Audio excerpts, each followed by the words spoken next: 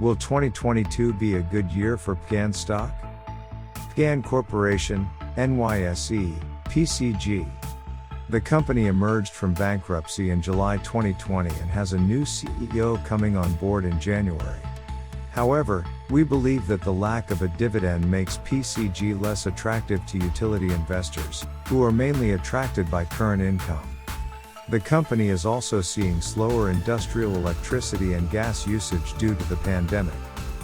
The stock has declined 87% over the past 2 years, losing about $30 billion in market value due to the company's wildfire liability, lack of financing, and bankruptcy filing. In our view, PG&E must focus on improving the safety of its power lines.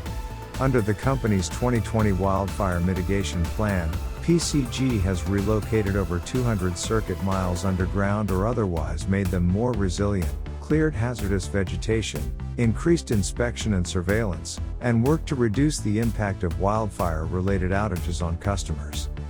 PCG shares trade at 13 times our 2020 EPS estimate, below the industry average of 0.5.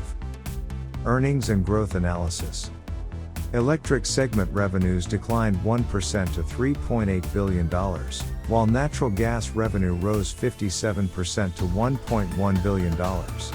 Operating expenses grew 12.0% a year, causing the GAAP operating margin to decline to 8.2% in 3Q20 from 12.0% a year earlier. Along with the 3Q20 results, management reaffirmed its non-GAAP guidance for 2020, which was implemented in July after initial guidance was withdrawn due to COVID-19. The guidance range for core earnings is $1.60 to $1.63 per share. Although first half earnings exceeded that total, some of these earnings have now been restated to reflect the higher share base.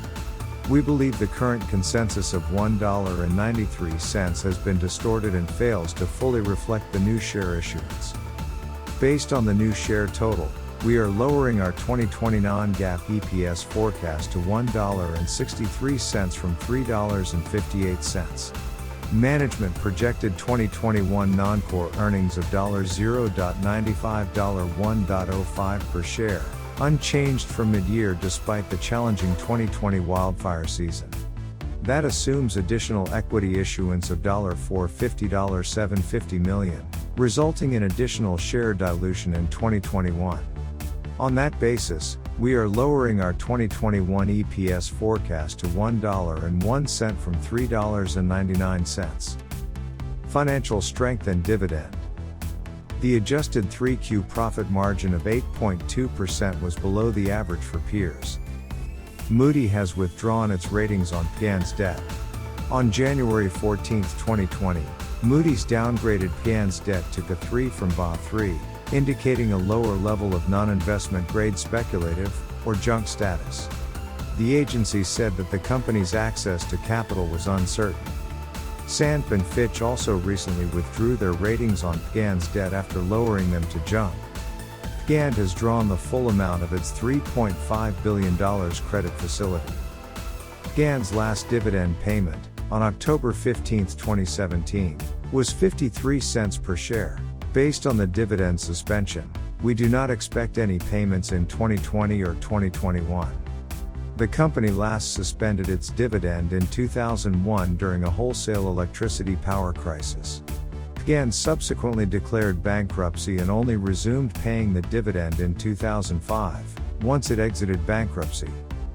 The company plans to issue up to $25.7 billion of stock over time, which will significantly dilute outstanding shares.